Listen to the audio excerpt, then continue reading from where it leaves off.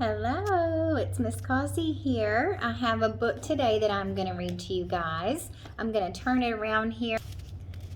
It is Curious George Visits the Dentist, and this is by Margaret and H.A. Rays. And this is our, do you remember? Front cover, the spine, and then this is the back cover. And on here, this is the title page. And it says written by Monica Perez. And actually, do we remember who the author is? What does the author do? The author writes the words. So Monica Perez is the author. And it's illustrated. That's the one that makes the pictures. In the style of H.A. Ray by Mary O'Keefe Young. George was a good little monkey and always very curious. When he visited his neighbor, Mrs. Ross, he was especially curious about her gleaming basket of fruit. That bright red apple on top looked too perfect to be true. And it was. George bit into it and discovered that it was hard and sticky and not sweet. "Oh dear," said Mrs. Ross, "that's not a real apple, George. It's made of wax." George's tooth began to hurt. "You should always ask before eating something, George," the man with the yellow hat reminded him. By the time he went to bed that evening, George's tooth was less sore, but the next morning, his tooth was wobbly. His mouth felt so strange that George couldn't even enjoy his favorite pancake breakfast. "We should see the dentist, George," the man said. "She can make sure that tooth of yours is all right." The man explained that the dentist was a doctor for teeth, but George didn't want anyone to touch his tooth. What if it hurt? George walked along the path to the dentist's office with his friend, his steps getting slower and slower until he ran off to pick a daisy.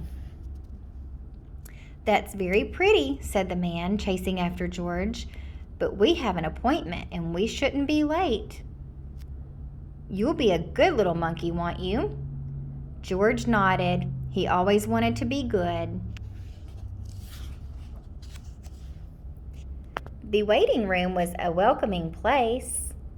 There were lots of things to see and do. One by one, the young patients were called away by a woman in a white suit. George watched them go through a red door, each holding on to a grown-up's hand. One frightened boy was carried in by his mother. George was glad he wouldn't have to see the dentist by himself.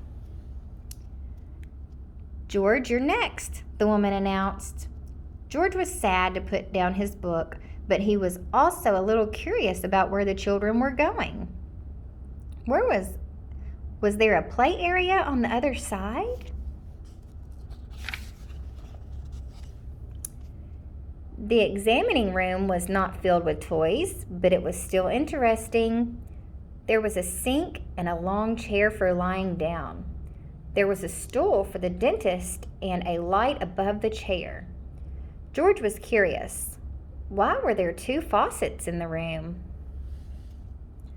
"Hello, George. I'm Dr. Wang. It's nice to meet you," she said. "Why don't you lie down and we'll take a look at your teeth?"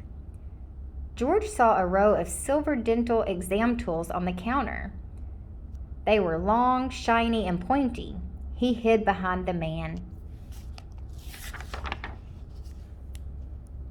"George, would you like me to try out the chair first?" the man asked. "Great idea," said Dr. Wang. The man lay down.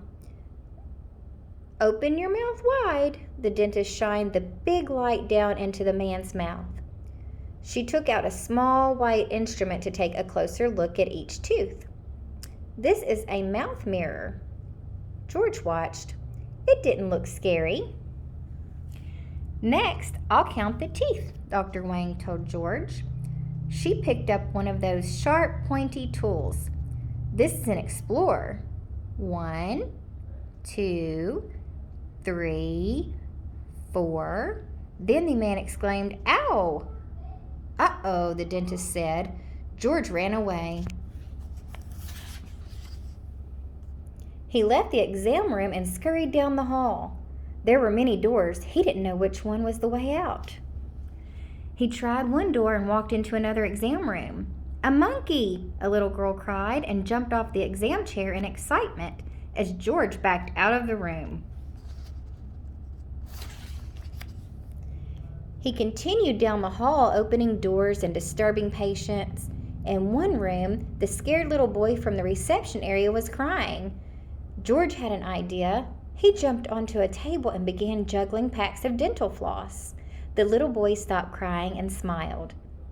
Next, George leaped over to the sink in the middle of the room. He pushed a button and the nearby water jet spurted, spraying water around the room. George squirted water into his own mouth and into the boy's mouth too. Next, George decided to switch on the overhead lamp, but the lamp tumbled over, spilling George safely on the floor. The boy clapped, but uh-oh. Dr. Wang stood in the doorway. "George, you naughty monkey," Dr. Wang said. "What a mess you've made." "This monkey was the only one who could get Tyler to stop crying," the boy's mother said. Dr. Wang considered. She said, "It does look like we have some eager young patients, and if it weren't for you, George, I wouldn't have found the cavity in your friend's mouth." "Turns out I need to have a filling," the man with the yellow hat said. "Come on, George, let's both get our teeth checked." As soon as Dr. Wang looked into George's mouth, she laughed.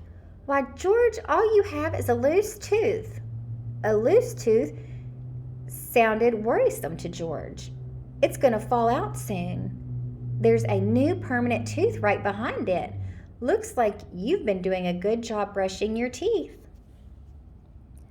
George jumped on his chair. He did. He brushed every night and morning. "Keep brushing and don't eat too many sweets," the dentist reminded him. "You want your teeth to be in good shape for the tooth fairy."